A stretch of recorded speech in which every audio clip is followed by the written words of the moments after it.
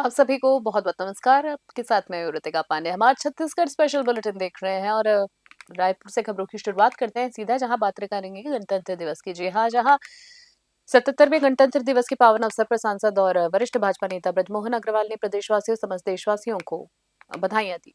आपको बता दें बलौदाबाजार भाटापारा जिले के पंडित चक्र पाणी शुक्ल शासकीय जी हाँ बहुउद्देशीय उच्चतर माध्यमिक विद्यालय में आयोजित मुख्य समारोह में उन्होंने ध्वजारोहण कर परेड की सलामी ली और मुख्यमंत्री का संदेश वाचन किया। वहीं बात करें समारोह में आकर्षक झांकियां और देशभक्ति के ओतप्रोत सांस्कृतिक कार्यक्रम प्रस्तुत किए गए। सांसद अग्रवाल ने शहीदों के परिजनों से भेंट कर उन्हें सम्मानित किया। साथ ही सांस्कृतिक कार्यक्रमों के विजेताओं समाजसेवी नागरिकों और उत्कृष्ट अधिकारियों को प्रशस्ति पत्र दिए गए हैं। उन्होंने कहा है कि प्रधानमंत्री नरेंद्र मोदी के नेतृत्व में देश का गणतंत्र मजबूत हो रहा है और जन कल्याणकारी योजनाओं से सभी वर्ग आत्मनिर्भर बन रहे हैं। रायपुर से ब्यूरो रिपोर्ट।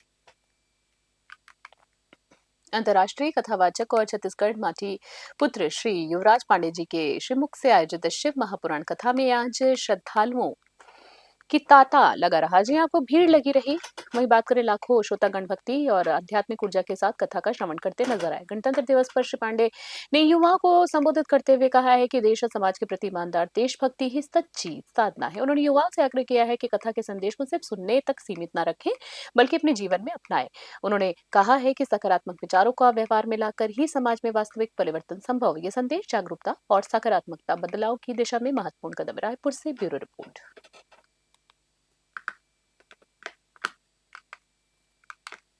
अगली खबर की बात करें 77वें गणतंत्र दिवस के अवसर पर रायपुर जिला भाजपा कार्यालय में एकात्म परिसर में प्रदेश किरण सिंह देव ने ध्वजारोहण किया है। कार्यक्रम में उत्तर विधानसभा क्षेत्र के विधायक पुरंदर मिश्रा भी मौजूद रहे और उन्होंने सक्रिय भागीदारी भी निभाई है। आगे बात करें खबर में, जी आपको बता दें जहां ध्वजारोहण के बाद राष्ट्रगान का सामूहिक गायन हुआ है जिसमें सभी पदाधिकारी जनप्रतिनिधि और कार्यकर्ता शामिल हुए।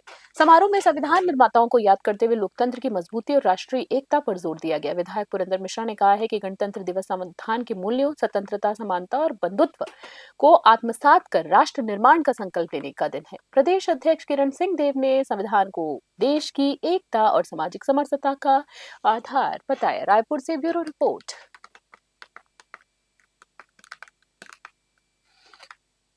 छत्तीसगढ़ में अनुकंपा नियुक्ति की मांग को लेकर दिवंगत पंचायत शिक्षकों के परिजनों का आंदोलन तेज हो गया है। बात करें आज दिवंगत पंचायत शिक्षक अनुकंपा संघ के बैनर तले बड़ी संख्या में अभ्यर्थी उप मुख्यमंत्री पंचायत मंत्री विजय शर्मा के बंगले पहुंचे और ज्ञापन सौंपा है। प्रदर्शनकारियों ने कहा है कि लंबे समय से नियुक्तियां लंबित है और शासन केवल आश्वासन दे रहा है। संघ पदाधिकारियों ने चेतावनी दी है कि यदि जल्द निर्णय नहीं लिया गया तो राजधानी रायपुर में अनिश्चितकालीन आंदोलन शुरू किया जाएगा। प्रदर्शन का नेतृत्व प्रांत अध्यक्ष अश्वनी सोनवानी, उपाध्यक्ष राजेश्वरी दुबे और मीडिया प्रभारी शशांत साहू ने किया। परिजनों ने कहा है कि अनुकंपा नियुक्ति ही उनके जीवन का एकमात्र सहारा है। रायपुर से ब्यूरो रिपोर्ट। अगली खबर की बात करें राजधानी स्थित श्री दूधाधारी मठ के सत्संग भवन प्रांगण में गणतंत्र दिवस का भव्य हर्षोल्लास के साथ मनाया गया। इस अवसर पर भारत माता और महात्मा गांधी के तैलचित्र पर विधिवत पूजा अर्चना कर माल्यार्पण किया गया। राष्ट्रीय महंत राम सुंदर दास जी महाराज ने ध्वजारोहण किया और उपस्थित श्रद्धालुओं ने राष्ट्रगान गाया और स्वतंत्रता संग्राम सेनानियों के सम्मान में जयकारे लगाए गए। महंत श्री महाराज ने अपने आशीर्वचन में कहा है कि भारतीय स्वतंत्रता संग्राम में ही जी है में श्री दूधाधीर मठ का अविस्मरणीय योगदान रहा है। उन्होंने बताया है कि पूज्य गुरुदेव राजश्री महंत वैष्णव दास जी महाराज स्वयं स्वतंत्रता सेनानी थे और रायपुर क्षेत्र के वीरों को संरक्षण और सहयोग भी करते थे। कार्यक्रम में विजयपाली विद्या प्रभारी निर्मल दास वैष्णव सहित अन्य वक्ताओं ने भी संबोधित किया। संचालन तोय निधि वैष्णव ने किया। परिसर में बड़े पैमाने पर वृक्षारोपण हुआ। रायपुर से ब्यूरो रिपोर्ट।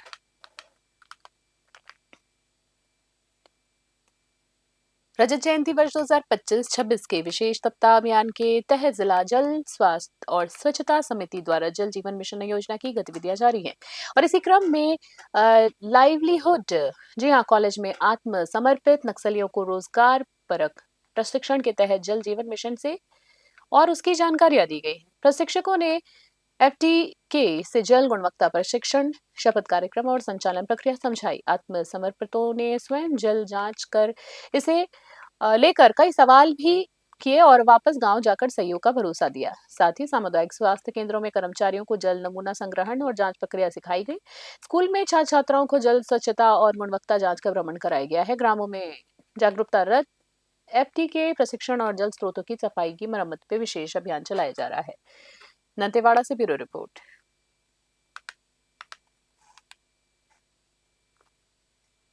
छत्तीसगढ़ युवा कांग्रेस ने राजकीय भवन स्थित प्रदेश कार्यालय में प्रेस वार्ता की। 12 फरवरी 2026 को मनरेगा संशोधन के विरोध में युवा महापंचायत आयोजित करने की घोषणा की है।